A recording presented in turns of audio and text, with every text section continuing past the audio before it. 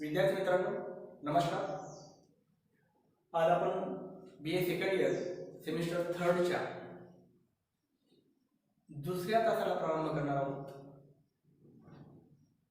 मागच्या तासामध्ये आपण ब्रिटनमध्ये निरंकुश राजतंत्रातून संसदीय लोकशाही शासन पद्धती हजारो वर्षाच्या कालखंडामध्ये क्रमाक्रमाने कशी विकसित झाली याचा आढावा घेतलेला होता। परंतु ती विकसित होण्यापाठीमागची नेमकी कारणे कोणती? ब्रिटन सारख्या समाजातच अशा पद्धतीने निरंकुश राजतंत्रातून संसदीय लोकशाही शासन पद्धती कशा पद्धतीने विकसित झाली आणि ती का झाली, त्याची सामाजिक पार्श्वभूमी काय होती हे आपण समजून घेणे अत्यंत आवश्यक आहे।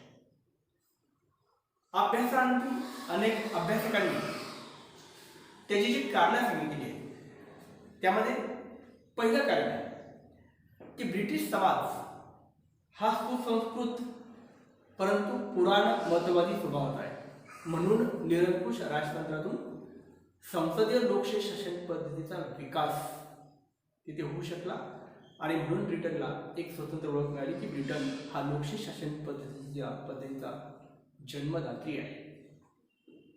लोकशाही शासन पद्धतीचा जन्म ब्रिटनमध्ये झालेला आहे राष्ट्रराज्याच्या युगामध्ये, असं आपण म्हणू शकतो। तर सगळ्यात महत्त्वाचं कारण आहे ब्रिटिश समाज हा सुसंस्कृत परंतु पुराण मतवादी आहे। याचा अर्थ असा आहे की प्रत्येक समाजाची, प्रत्येक मानवी समूहाची, प्रत्येक देशाची आपली स्वतःची स्वतंत्र अशी ओळख असते। जसे प्रत्येक कुटुंब आणि कुटुंबातील प्रत्येक व्यक्तीचं स्वतंत्र व्यक्तिमत्व असतं, त्याचप्रमाणे प्रत्येक देशाचं सुद्धा एक स्वतंत्र अशा प्रकारचं राजकीय व्यक्तिमत्व असतं, त्यांची एक राजकीय संस्कृती असते। आपण बऱ्याच वेळा म्हणतो की आपण अशा एरियामध्ये राहू नये की ज्या एरियामध्ये मुलांवर वाईट संस्कार होते, अशा एरियामध्ये आपण राहावं, अशा भागामध्ये आपण राहावं की जिथे चांगले लोक आहेत, त्यांचे चांगले संस्कार, त्या पर्यावरणाचा चांगला परिणाम आपल्यावर होईल। तसंच राष्ट्राचं असतं। म्हणून जी लोकशाही शासन पद्धती ब्रिटिशांपासून स्वातंत्र्य मिळाल्यानंतर आपण स्वीकारली, ती लोकशाही शासन पद्धतीचं रोपटं भारतामध्ये आपण लावलं, ते भारतात विकसित झालं, त्याचा वटवृक्ष तयार झाला आणि आज जगामध्ये भारताची ओळख काय आहे तर जगातील सर्वात मोठी लोकशाही म्हणून भारताला ओळखलं जातं। पण भारताबरोबरच पाकिस्तानने सुद्धा लोकशाही शासन पद्धती स्वीकारली। आपण दोन्ही राष्ट्र हे सोबतच स्वतंत्र झाले, आपण लोकशाही स्वीकारली, त्यांनी सुद्धा लोकशाही शासन पद्धती स्वीकारली। आपली लोकशाही रुजली, विकसित झाली आणि लोकशाही शासन पद्धती आपल्या राजकीय जीवनाचा एक अभिन्न अंग आज बनलेला आहे।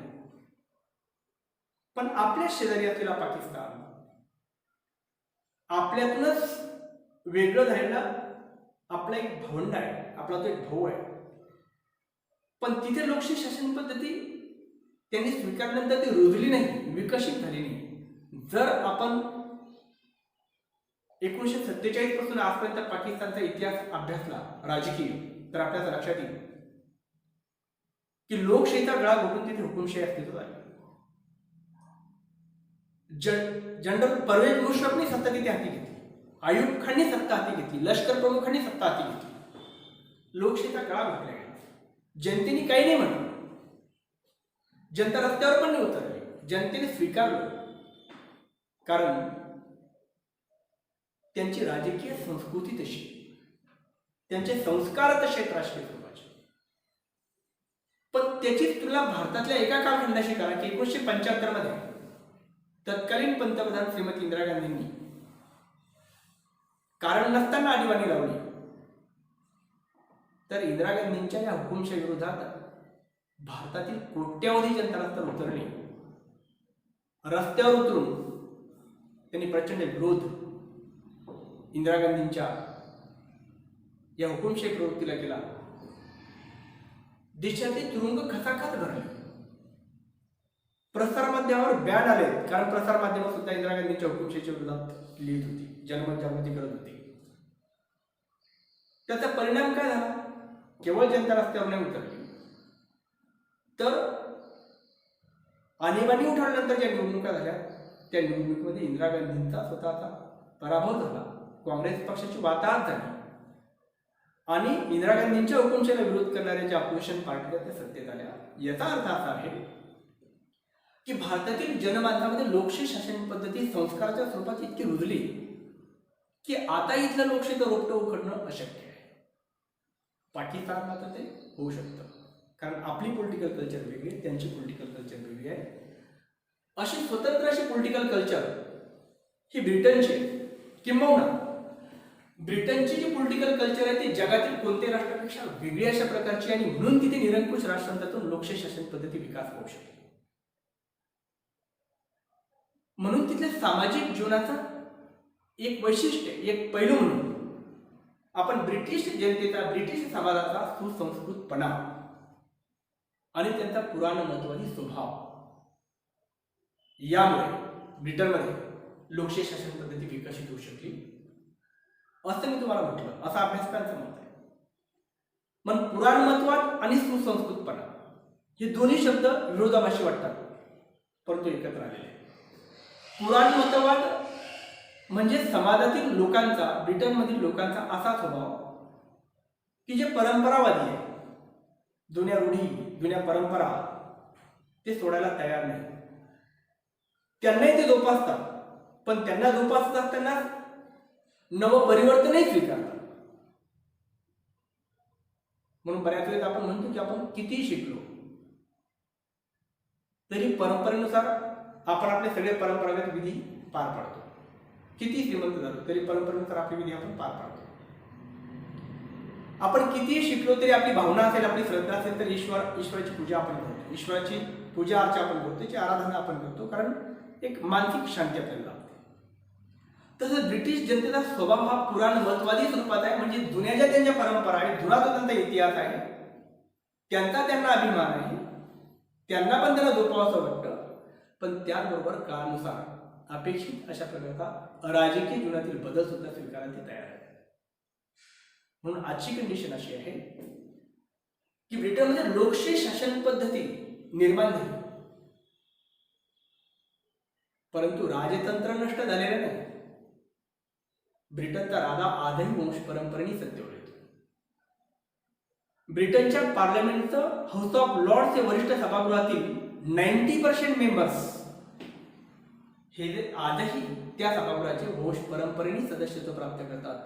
वंश परंपरेने राजा सत्तेवर येणं, वंश परंपरेने एखाद्या सभागृहाची खासदारकी मिळणं हे लोकशाहीचं लक्षण नाही, हे राजेशाहीचं लक्षण. पण त्याचबरोबर कॉमन सभागृहाकडे आपण बघितलं तर आपल्या लोकसभेप्रमाणे त्याच्या सार्वत्रिक निवडणुका होतात दर 5 वर्षांनी.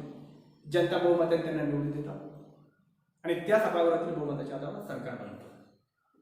म्हणजे एका बाजूला आधुनिक अशा प्रकारचा, आदर्श अशा प्रकारचा लोकशाही शासनाचा प्रकार त्यांनी जन्माला घातला, निर्माण केला, विकसित केला, पण त्याचबरोबर पुराणमतवादी स्वभाव असल्या कारणाने राजतंत्राचा सुद्धा त्यांनी कंप्लीट त्याग केला नाही. हो, त्यांनी राजतंत्रामध्ये असे अपेक्षित बदल केले, राजतंत्राला असं फ्लेक्झिबल केलं, असं लवचिक केलं की जे राजतंत्र लोकशाहीच्या विकासात कोणत्याही प्रकारची बाधा आणणार नाही. आणि म्हणून त्या राजतंत्राने लोकशाहीच्या विकासात कोणती बाधा निर्माण केली नाही, अडथळे आणले नाही. जे काही थोडेफार आले त्याच्यावर मात केली गेली. नंतर आलेल्या राजाने सगळं ते स्वीकारलं आणि जनतेने सुद्धा त्या राजाचा स्वीकार केला. म्हणजे ॲट ए टाइम पुराणमतवादी स्वभाव, परंपरागत स्वभाव जनतेचा असणं आणि त्याबरोबर आपल्यात सुसंस्कृतपणा असणं, या दोन्ही गोष्टींचा मिलाफ, या दोन्ही गोष्टींचं एक सुरेख संगम हा ब्रिटिश राजकीय समाजात झाला आणि म्हणून राजतंत्रातून लोकशाही शासन पद्धती काळाच्या ओघात त्या ठिकाणी विकसित होऊ शकते. दुसरं वैशिष्ट्य राजकीय समाजाचं असं आहे की सहिष्णुता दर्शक अशा प्रकारचा स्वभाव या समाजात आहे. शांत आहेत, संयमी आहेत, त्यांच्यामध्ये सचोटी आहे आणि या गोष्टी लोकशाहीच्या विकासासाठी अत्यंत महत्त्वाच्या असतात. मित्रांनो, ब्रिटन हे एक व्यापारी राष्ट्र आहे. ब्रिटन व्यापारी राष्ट्र आहे म्हणजे ब्रिटिश जनता ही व्यापारी मनोवृत्तीची, त्यांचा ॲटिट्यूड कमर्शियल. आणि तुम्ही बघाल कोणताही व्यापारी हा कधीच आक्रमक स्वभावाचा नसतो, कधीच तो भांडखोर नसतो. तो शांत असतो, तो संयमी असतो, तो सहिष्णू असतो, लवचिक असतो. आणि ब्रिटिश जनतेतील हा त्याचा सहिष्णू स्वभाव हाच निरंकुश राजतंत्रातून ब्रिटनची लोकशाही शासन पद्धती विकास होण्यासाठी अत्यंत महत्त्वपूर्ण ठरलेलं आहे. आणि म्हणून हे एक दुसरं कारण आहे की ब्रिटनमध्ये लोकशाही का विकसित होऊ शकली, तर ब्रिटिश जनतेचा सहिष्णू अशा प्रकारचा स्वभाव. याशिवाय राजकीय सहभागाची त्यांची प्रवृत्ती हे तिसरं वैशिष्ट्य ब्रिटनमध्ये लोकशाही शासन पद्धती विकसित होण्यासाठी अत्यंत कारणीभूत ठरलेलं आहे. जसं मी तुम्हाला पाकिस्तानचं उदाहरण सांगितलं, भारताचं उदाहरण सांगितलं की भारतात आणीबाणी लागू झाली, हुकुमशाही सदृश्य परिस्थिती निर्माण झाली इंदिरा गांधींच्या विरोधात, तर जनता रस्त्यावर उतरली. नंतर झालेल्या निवडणुकीत काँग्रेसचा पराभव झाला, अपोजिशन पार्टीला जनतेने सत्ता बहाल केली, कारण लोकांनी राजकारणात सहभाग नोंदवला. पाकिस्तानमध्ये मात्र असं होत नाही. ब्रिटनमध्ये निरंकुश राजतंत्रातून लोकशाहीचा विकास होत असताना जेव्हा केव्हा मध्ये मध्ये काही कालखंडामध्ये काही राजांनी पुन्हा निरंकुश राजतंत्र प्रस्थापित करण्याचा प्रयत्न केला, त्यावेळेस ब्रिटिश जनता रस्त्यावर उतरली आणि लोकशाहीचं संरक्षण त्यांनी केलं. त्यामुळे सत्तेत येणाऱ्या, सत्तेत असलेल्या कोणत्याही राजाने त्यानंतर कधीच लोकशाहीचा गळा घोटण्याचा प्रयत्न केला नाही. ब्रिटनच्या इतिहासात एका राजाने संपूर्ण सत्ता आपल्या हाती घेण्याचा प्रयत्न केला, त्यावेळेस ब्रिटिश जनतेने त्या राजाचा वध केला, खून केला. आणि अशा निरंकुश राजाचा विरोध करणाऱ्या क्रॉमवेल नावाच्या सेनापतीकडे ब्रिटिश जनतेने नंतर सत्ता सोपवली, गणतंत्र त्या ठिकाणी प्रस्थापित केलं. जसं भारताच्या स्वातंत्र्य चळवळीचं नेतृत्व महात्मा गांधींनी केलेलं होतं म्हणून महात्मा गांधीचं नाव मोठं. अमेरिकन स्वातंत्र्य चळवळीचं नेतृत्व जॉर्ज वॉशिंग्टनने केलेलं होतं म्हणून जॉर्ज वॉशिंग्टनचं नेतृत्व किती मोठं. तसं क्रॉमवेल त्या काळामध्ये मोठा माणूस होता, मोठा नेता होता. पण दुर्दैवाने त्यांना पाहिजे ते करून सत्ता सांभाळता आली नाही. चार्ल्स प्रथमची हत्या झाली होती, परंतु त्यानंतर काही वर्षातच त्यांनी पदत्याग केला आणि त्यानंतर चार्ल्स द्वितीयने नाममात्र शासन प्रमुख म्हणून काम करण्यास आणि पार्लमेंटची सत्ता म्हणजेच पर्यायाने जनतेचं प्रतिनिधित्व करणाऱ्या प्रतिनिधींची सत्ता मानायला संमती दिली आणि त्यानुसार शासन कारभार करेल असं सांगितलं. त्यामुळे जनतेने ते ऐकलं, जनतेने त्याचा स्वीकार केला आणि त्याला राजगादीवर बसवलं. म्हणून मी तुम्हाला म्हटलं की सुसंस्कृत तर आहे पण पुराणमतवादी सुद्धा आहे. राधावंश परंपरेने चालतो, पण कोणता राधा? जो लोकशाहीला मदत करतो, लोकशाही शासन पद्धतीच्या विकासाला मदत करतो. म्हणजे एका बाजूला एक मोठा अनुभव त्यांनी घेतला, निरंकुश सत्ता हाती घेणारा, लोकशाहीचा गळा घोटणारा राजा, आणि अशा स्थितीमध्ये दुसऱ्या राजावर विश्वास ठेवायचा की नाही हा प्रश्न निर्माण होऊ शकतो. पण जनताही राजकीय सहभाग प्रधान असल्या कारणाने आणि स्वतःच्या कृतीवर, स्वतःच्या वागण्यावर त्यांचा विश्वास असल्या कारणाने की जर समजा याही राजाने दिलेला शब्द पाळला नाही तर त्याची सुद्धा आपण हे हाल करू शकतो, याची हिंमत त्यांच्यामध्ये होती आणि राजाला सुद्धा याची जाणीव होती. म्हणून चार्ल्स द्वितीयने लोकशाहीच्या विकासामध्ये कोणत्या प्रकारचा अडथळा न आणता राजगादीवर बसण्याला संमती दिली. आणि मग त्यांचा सहिष्णुतादर्शक स्वभाव ब्रिटनमधली लोकशाही शासन पद्धती विकसित व्हायला मदत झाली. तिसरी गोष्ट, ब्रिटनच्या राजकीय जीवनात रूढी, परंपरा आणि संकेताला खूप महत्व आहे. तुम्हाला ऐकून नवल वाटेल, आश्चर्य वाटेल की भारतामध्ये लिखित संविधान आहे, अमेरिकेत लिखित संविधान आहे. जगातील ज्या ज्या राष्ट्रांनी लोकशाही शासन पद्धती स्वीकारली आणि जगातील ज्या ज्या राष्ट्रांकडे संविधान आहे त्या सगळ्या देशांचे संविधान लिखित आहे. पण ब्रिटन जगातला असा एकमेव देश आहे की ज्या देशाचं संविधान आजही अलिखित आहे. म्हणून अनरिटन कॉन्स्टिट्यूशन हे ब्रिटिश संविधानाचं प्रमुख वैशिष्ट्य आहे. मग जर ब्रिटनला संविधान नाही तर ब्रिटनचा शासन कारभार कसा चालतो? तर ब्रिटिश जनता ही रूढी आणि परंपरावर प्रचंड विश्वास ठेवणार आणि ब्रिटनचे शासनकर्ते सुद्धा रूढी आणि परंपरेनुसार शासनकारभार करतात. जसं आपल्या समाजामध्ये विविध सामाजिक रूढी आणि परंपरा निर्माण झालेल्या आपण पाहतो आणि अनेक परंपरा अशा असतात की ज्या कालबाह्य झाल्या असं आपल्याला वाटतं, पण तरी सुद्धा आपण त्यांचं पालन करतो. जसे की आपण बऱ्याच वेळेस म्हणतो नवरदेव नवरीचं लग्न लागतं तेव्हा मामा नवरदेवाला उचलून पारावर बसवतो आणि मुलाच्या आणि मुलीच्या पाठीमागे मामा उभा राहतो. खूप पूर्वीपासून ही परंपरा चालत आलेली आहे. आज तिचं औचित्य किती आहे, ते आवश्यकच आहे का, नसलं तर काय बिघडू शकतं हा प्रश्न निर्माण शकतो. पण आपण किती शिकलेलो असलो तरी नवरदेवाच्या पाठीमागे आपण मामा उभा करतो, नवरीच्या पाठीमागे आपण मामा उभा करतो. पण ती त्या काळची गरज होती कारण त्या काळात बालविवाह होत होते आणि बालविवाह होत असल्या कारणाने नवरदेव नवरी लहान राहत होते आणि म्हणून त्यांना उचलून घेणं महत्वाचं होतं. मामा किती जबाबदारी सोपवत जायची ती परंपरा चालत आली. मामाच का हे कारण आपण विसरलो, परंपरा मात्र चालत आली. तसं ब्रिटनमध्ये काळाच्या ओघात निरंकुश राजेशाहीतून लोकशाही शासन पद्धतीत ब्रिटनचा विकास होत असताना अशा अनेक परंपरा काळाच्या ओघात निर्माण झाल्या आणि त्या परंपरानुसारच नंतर मग शासनकारभार सुरू राहिला. फॉर एक्झाम्पल, ब्रिटनचा राजा नाममात्र आहे आणि वास्तविक सत्ता ही पंतप्रधानाकडे आहे. कोणत्याही प्रकारचा कायदा नाही, फक्त परंपरा आहे. कोणीतरी एकेकाळी एका राजाला इंग्रजी येत नव्हती म्हणून तो मीटिंगला हजर राहणं त्याने बंद केलं. त्याच्या वतीने मंत्रिमंडळातला एक जो प्रमुख मंत्री आहे तो मंत्रिमंडळाची मीटिंग अटेंड करायला लागला, तो अध्यक्षस्थानी बसायला लागला. मंत्रिमंडळाच्या मीटिंगमध्ये घेतलेले निर्णयावर तो राजाला जाऊन कळवायला लागला.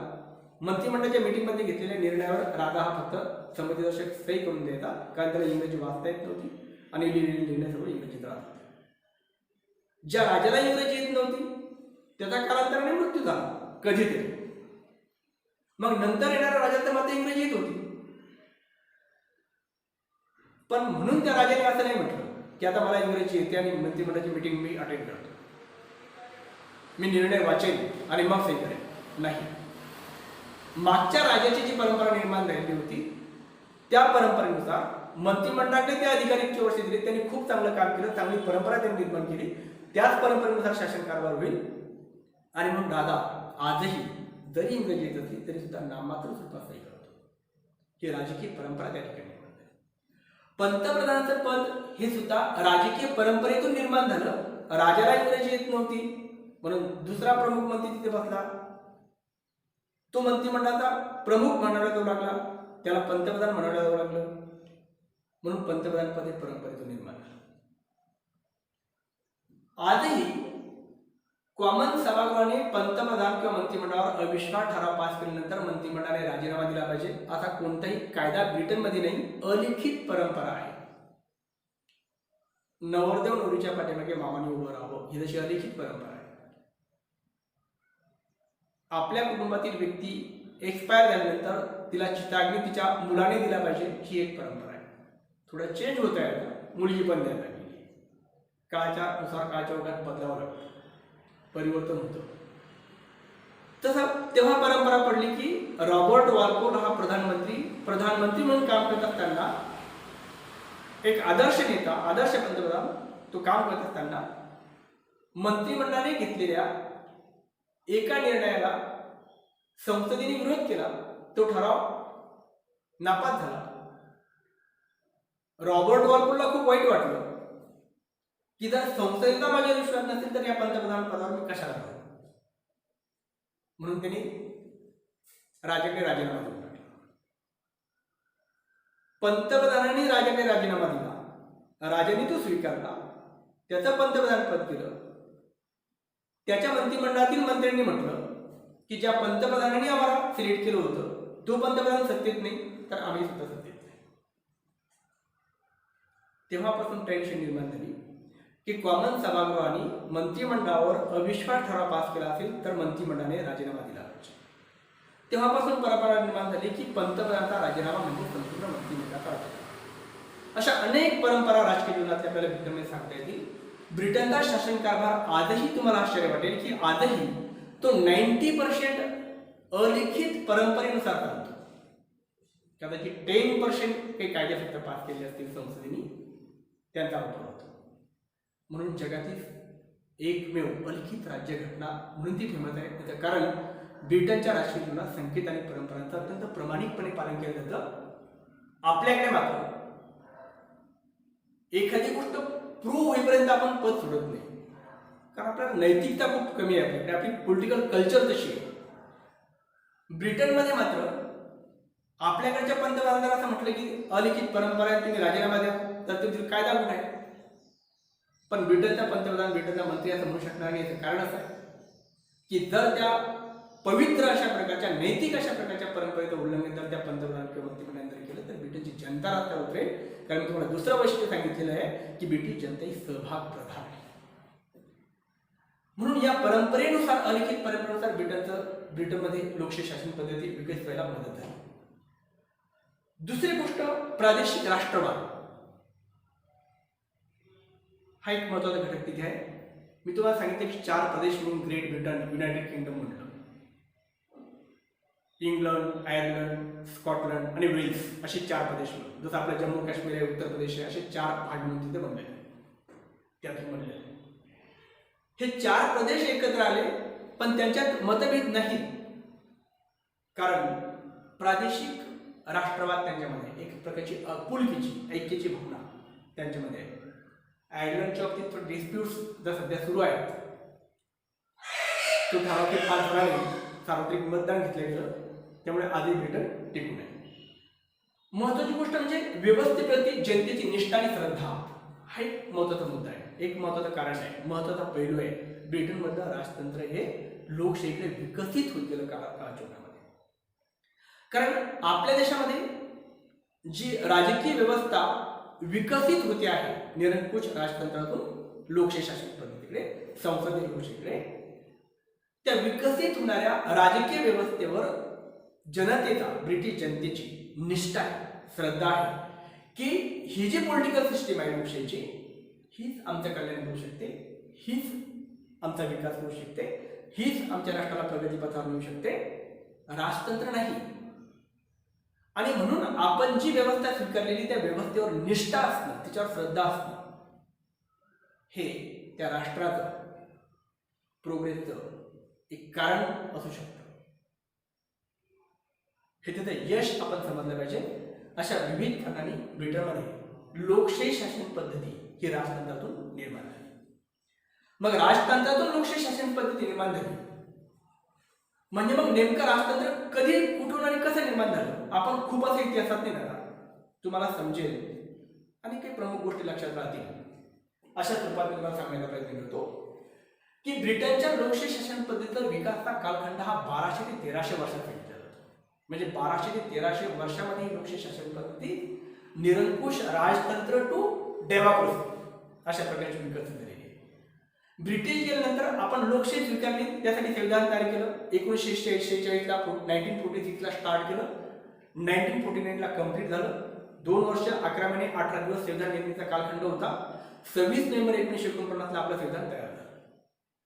लोकशाही शासन पद्धतीची सिस्टीम तयार करणं आणि ते ऍक्सेप्ट करणं हा जो आपला कालावधी आहे तो 2 वर्ष आणि 11 महिने आणि 18 दिवसाचा आहे. ब्रिटनला लोकशाही शासन पद्धती विकसित करण्यामध्ये हजारो वर्ष लागली, 1200-1300 वर्ष लागली. अगदी प्रारंभिक काळामध्ये ते आदिवासी लोक होते, जसे भारतात सुद्धा असतील, त्यांच्यावर किंवा टोळीने आक्रमण केलं, विविध जाती धर्मात त्या ठिकाणी घेता आल्या. त्याचा विचार आपण करणार नाही. साधारणपणे 7व्या शतकापासून तिथे लोकशाहीचा विकास झाला प्रारंभ झाला. जे 4 प्रदेश मी तुम्हाला सांगितले, इंग्लंड, आयर्लंड, स्कॉटलंड आणि वेल्स, हे 4ही प्रदेश छोटे छोटे, जसं पूर्वीच्या काळामध्ये आपल्याकडे शिवाजी महाराजांचं राज्य होतं, राजस्थानमध्ये राजपुतांचं राज्य होतं, पंजाबमध्ये शिखांचं राज्य होतं, मोगलांचं राज्य होतं, आदिलशाही होती, निजामशाही होती. देश एकच, आज एकच देश आहे, पण त्या काळामध्ये छोटे छोटे राज्य होते. तसे छोटे छोटे राज्य होते या कालखंडामध्ये. आणि या कालखंडामध्ये काही कारणांनी या प्रदेशांमध्ये असंतोष निर्माण झाला, जसे की मुघल एकमेकावर दुसऱ्यावर आक्रमण करून ते राज्य काबीज करत होते. तसं 3 जमातींच्या नंतर एका 4थ्या जमातीने 7व्या शतकामध्ये इतरांना ताब्यात घेतलं आणि आपलं राज्य प्रस्थापित केलं. त्यानंतर 8व्या शतकामध्ये डेव्हलपमेंट झालं. 18व्या शतकात मात्र ब्रिटनच्या तत्कालीन राजाने राज्यकारभार करण्यासाठी एक समिती स्थापन केली. कोणताही निर्णय घेणं, कायदा पास करणं, न्यायदान करणं, कर लावणं यासाठी शहाण्या लोकांची, बुद्धिमान लोकांची एक समिती स्थापन करण्याचा निर्णय राजाने घेतला. वास्तविक पाहता तो एकटा निर्णय घेऊ शकला असता, कारण पूर्वीच्या काळात कार्यकारी मंडळ, विधिमंडळ, न्यायमंडळ म्हणजे कायदा पास करणं, न्यायदान करणं आणि त्याचबरोबर अंमलबजावणी करणं हे सगळं एकटा राजा करत होता, कारण संपूर्ण सत्ता राजावर केंद्रित होती. पण ब्रिटनच्या राजाने 8व्या शतकामध्ये बघा तिथला सुसंस्कृतपणा. 8व्या शतकामध्ये ब्रिटनच्या तत्कालीन राजाने या 4 प्रदेशांनी मिळून जे एक राष्ट्र निर्माण केलं होतं, त्या 4 प्रदेशातील बुद्धिमान लोकांची, शहाण्या लोकांची एक समिती स्थापन केली. त्यांच्या सल्ल्याने तो शासन कारभार करायला लागला. कर वाढवायचे तर त्यांचा सल्ला घ्यायचा, कायदा पास करायचा तर त्यांचा सल्ला घ्यायचा, न्यायदानाची जबाबदारी त्यांच्यापैकी कैदवर सोपवायची. कोणताही निर्णय घेत असताना त्या समितीच्या बहुमताने राजा निर्णय घेत होता. हा राजाचा सुसंस्कृतपणा होता. आणि त्या 4 प्रदेशातील बुद्धिमान लोकांना एकत्रित येऊन राजाबरोबर शासन कारभार करण्याची संधी मिळाली. त्यातून हे पॉलिटिकल कल्चर, सुसंस्कृतपणाची, सहिष्णू वृत्तीची, सहभाग प्रधानतेची त्या ठिकाणी निर्माण झाली. आणि ती निर्माण झाल्यानंतर जी त्यांनी कमिटी निर्माण केली, त्या कमिटीला काउन्सिल ऑफ व्हाईसमेन, बुद्धिमान लोकांची समिती, शहाण्या लोकांची समिती असं म्हटलं जातं. या समितीतून नंतर पुढे मॅग्नम काउन्सिल ही एक समिती निर्माण झाली, जिला महापरिषद असं म्हणतात. मित्रांनो, आपण लोकसभेच्या निवडणुकीनंतर लोकसभेचे सदस्य निवडून देतो, ते निवडून येतात. त्यातून पंतप्रधान निवडला जातो, पंतप्रधान मंत्रिमंडळ निवडतो. अशा पद्धतीने एकीतून दुसरी, दुसरीतून तिसरी अशा पद्धतीने या संस्थांचा विकास झाला. राजांनी काउन्सिल ऑफ व्हाईसमेन निर्माण केली होती. तिच्यातून एवढ्या लोकांचा सल्ला घेण्यापेक्षा जास्त लोक होते, त्याच्यामध्ये पटकन निर्णय घेताना पाहिजे, निर्णय तात्काळ घेताना पाहिजे, वेळ जायला नको, म्हणून त्यातील महत्वाच्या लोकांची पुन्हा एक वेगळी समिती निर्माण केली गेली, तिला मॅग्नम काउन्सिल, महापरिषद असं म्हटलंय. राजा प्रत्येक निर्णय हा महापरिषदेच्या संमतीने घेत होता. जर महापरिषदेने नाही म्हटलं तर कॅन्सल.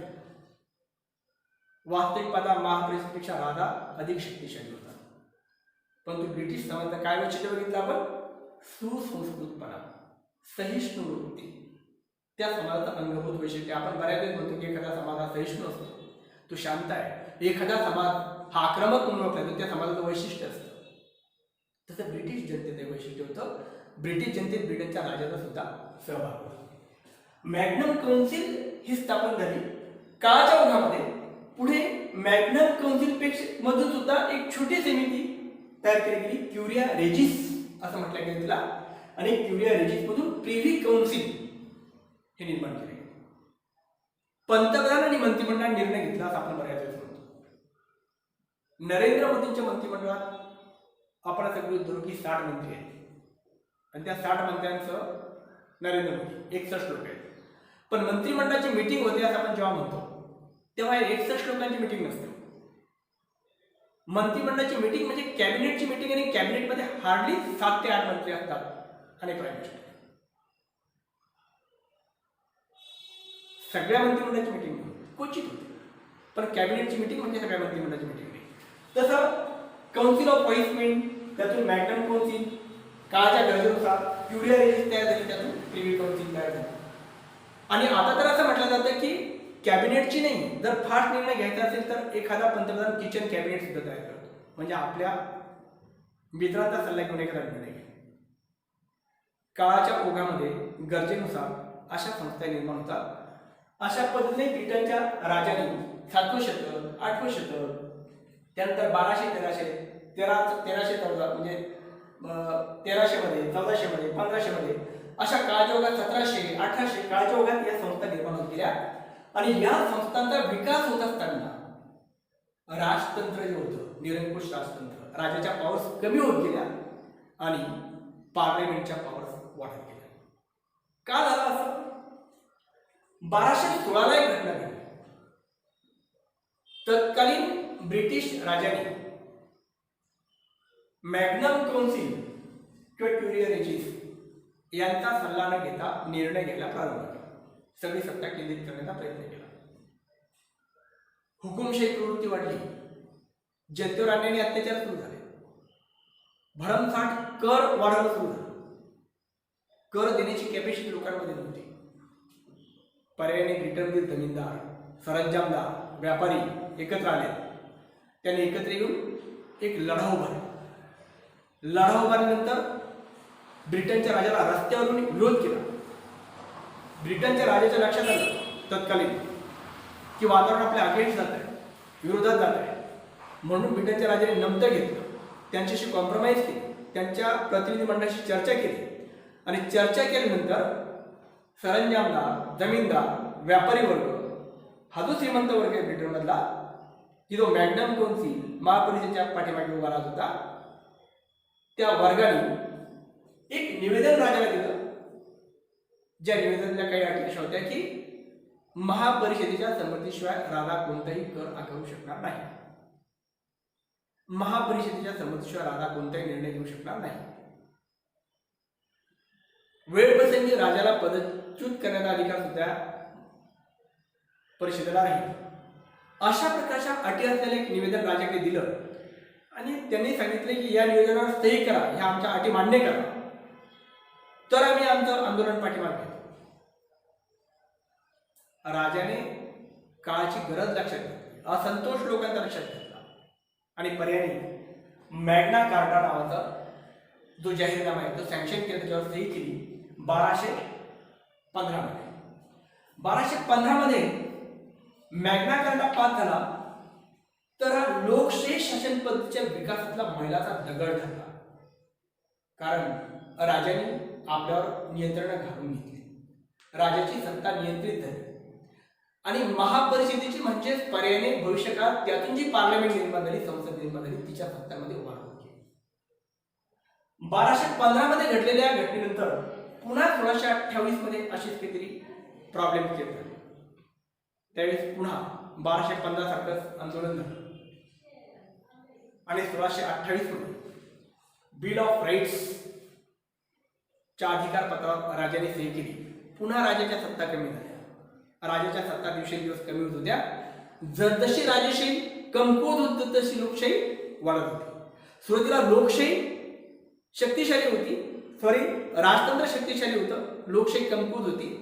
काळाच्या ओघात जनतेच्या रेट्याने लोकशाही वाढत गेली, शक्तिशाली होत गेली आणि राजेशाही कमकुवत होत गेली. 1215चा मॅग्ना कार्टा असेल, 1628चं पिटिशन बिल ऑफ राईट्स असेल आणि त्याबरोबर 1688 मध्ये मग पुन्हा रक्तहीन क्रांती झाली. कारण मधल्या काळात सत्ता केंद्रित करू इच्छिणाऱ्या राजाची हत्या झाली. पण नंतर पुढे पुन्हा एका राजाच्या मनात अशीच इच्छा निर्माण झाली, पुन्हा सत्ता केंद्रित करायला जनतेने त्याला विरोध केला. त्याचं नाव होतं चार्लस प्रथम. तर चार्लस प्रथमला प्रचंड विरोध झाला. तो घाबरला की आपली सुद्धा हत्या होऊ शकेल आणि म्हणून तो देश सोडूनच पळून गेला जनतेच्या उद्रेकावर. म्हणून क्रांती म्हटलं की आपल्या डोक्यात असतं की रक्त सांडणं, जसं फ्रान्सची क्रांती, अमेरिकन क्रांती, रशियन क्रांती, चीनची क्रांती, रक्त सांडणं, रक्त उतरणं. पण ब्रिटनमध्ये क्रांती झाली पण रक्तहीन झाली. म्हणजे राजाचा वध होण्यापूर्वीच खवळलेल्या, रागावलेल्या जनतेचा रोष लक्षात घेऊन राजा ब्रिटन सोडूनच पळून गेला आणि त्याला रक्तहीन क्रांती असं म्हटलं गेलं. त्या रक्तहीन क्रांतीनंतर 1687च्या रक्तहीन क्रांतीनंतर तिथे 1688ला पुन्हा एक बिल राजाने पास केलं, ज्याला पिटिशन ऑफ राईट्स असं म्हटलं गेलं. त्यामध्ये तर राजाच्या प्रचंड सत्ता कमी झाल्या आणि राजाच्या प्रचंड सत्ता कमी झाल्यानंतर आपोआपच पंतप्रधान, मंत्रिमंडळ, पार्लमेंट की ज्यांना जनतेने निवडलेले आहे त्यांच्या सत्तांमध्ये वाढ झाली. भविष्यात जसं मी तुम्हाला अगोदर सांगितलं की ब्रिटनचा राष्ट्रपती वंश परंपरेने चालतो. जसं आपल्याकडे राष्ट्रपती नामात्र शासन प्रमुख, तसा ब्रिटनचा राजा नामात्र शासन प्रमुख आहे. पण आपला राष्ट्रपती आपण 5 वर्षासाठी निवडून देतो अप्रत्यक्षपणे ब्रिटनचा राजा वंश परंपरेने सत्तेवर येतो. राजाचा मृत्यू झाल्यानंतर त्याचा वारसदार असले त्याचा मुलगा किंवा मुलगी हे राजपदावर येते. ब्रिटनमध्ये एका राजाला वारसदारच नसल्या कारणाने जर्मनीतल्या हॅनोवर घराण्यात जिथे त्यांची मुलगी दिली होती तर त्या मुलीला राजपदावर बसण्यासाठी ब्रिटिश जनतेने आमंत्रित केलं. ती आली, ती राजपदावर आली, राजपदावर विराजमान झाले.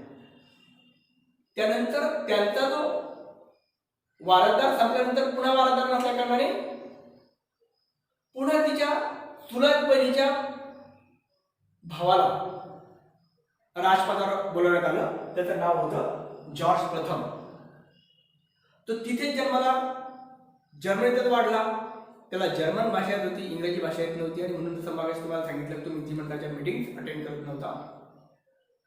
आणि मग तो तरुणपणात राजपदावर आला. अनेक वर्ष जिवंत राहिला. तो जिवंत असेपर्यंत तोच राजा होता. तो मंत्रिमंडळाच्या मीटिंगला नसायचा, पार्लमेंटच्या मीटिंगला नसायचा. इकडे निर्णय व्हायचे, मंत्रिमंडळाचा प्रमुख राजाकडे जायचा, राजाची सही घेऊन यायचा, निर्णयाची अंमलबजावणी व्हायची. कॉमन सभागृहाचा सभापती सभागृहात झालेले निर्णय राजाकडे पाठवायचा, सही व्हायची, कायदा अंमलात यायचा. मग संसदेने पास केलेले निर्णय इंग्रजीत असायचे, राजाला वाचता येत नव्हते, राजा फक्त सही करायचा. तेव्हापासून ट्रेडिशन निर्माण झाली की संसदेने पास केलेल्या कायद्यावर राजाने नकाराधिकार वापरू नये. ट्रेडिशन निर्माण. राणा नाममात्र शासन प्रमुख बनला, पंतप्रधान वास्तविक शासन प्रमुख बनला. आपण त्यांच्याकडून संसदीय शासन पद्धती स्वीकारली पण आपल्याकडे राजा नव्हता. म्हणून आपण काय केलं, राजाच्या ऐवजी राष्ट्रपती निर्माण केला, जो नाममात्र शासन प्रमुख आहे. आपला राष्ट्रपती सुद्धा संसदेने पास केलेल्या कोणत्याही विधेयकावर नकाराधिकार वापरत नाही, कारण आपण ब्रिटनकडून ते तत्व स्वीकारलेलं आहे. जसा ब्रिटनचा राजा नाममात्र शासन प्रमुख आहे, पंतप्रधान वास्तविक शासन प्रमुख आहे, तसा आपला राष्ट्रपती सुद्धा नाममात्र शासन प्रमुख आहे आणि पंतप्रधान वास्तविक शासन प्रमुख आहे. आपण आपल्या संसदीय लोकशाहीला घटनात्मक स्थान दिलं, घटनात्मक दर्जा दिला. मी मगाशी सांगितल्याप्रमाणे ब्रिटनची लोकशाही शासन पद्धती शासन ब्रिटनचे संविधान अलिखित आहे आणि त्यामुळे तिथे लिखित गोष्टीने एक परंपरा आहे, पण त्यांच्याकडून आपण ते घेतलं. ब्रिटिश मंत्रिमंडळ पंतप्रधान हा संसदेप्रती विशेषतः जनतेचं प्रतिनिधित्व करणाऱ्या कॉमन सभागृहाप्रती उत्तरदायी असतो. आपल्याकडे सुद्धा आपला पंतप्रधान आणि त्याचं मंत्रिमंडळ हे जनतेचं प्रतिनिधित्व करणाऱ्या लोकसभेप्रती उत्तरदायी असते. त्यांना प्रश्न विचारण्याचा अधिकार आहे, त्याचे उत्तर त्यांना द्यावे लागतात. त्यांनी एखादा ठराव पास केला तर मंत्रिमंडळाला राजीनामा द्यावा लागतो. ते तत्व आपण कम्प्लीट आपल्याकडे स्वीकारलेलं आहे. अशा पद्धतीने ब्रिटनमध्ये राजपदाची ऐतिहासिक पार्श्वभूमी की निरंकुश राजतंत्रातून राजा नाममात्र शासन प्रमुख कसा बनला आणि वास्तविक शासन प्रमुख पंतप्रधान कसा बनला आणि संसदीय लोकशाही कशी विकसित झाली हे आपल्याला राजपदाच्या ऐतिहासिक पार्श्वभूमीतून समजलं असेल असा मला विश्वास आहे. धन्यवाद. आपण थांबूया.